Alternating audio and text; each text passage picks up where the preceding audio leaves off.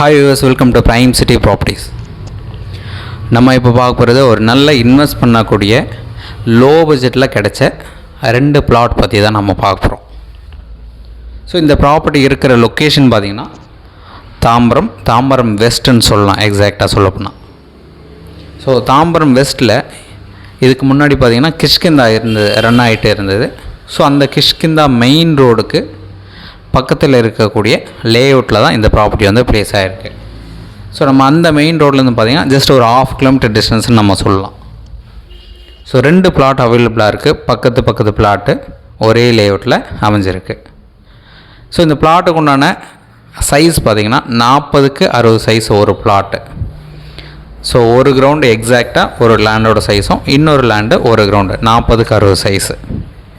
So இந்த property இருக்கிற location சொல்லியிருந்தேன், இந்த ப்ராப்பர்ட்டியோட சைஸ் சொல்லியிருக்கேன். ஸோ அப்ரூவ்டு இந்த ப்ராப்பர்ட்டிக்கு இருக்குது. சவுத் ஃபேஸிங் என்ட்ரன்ஸ் வரும். 40 அடி ஃப்ரண்டேஜ் ஒரு பிளாட்டுக்கும் கொடுத்துருக்காங்க.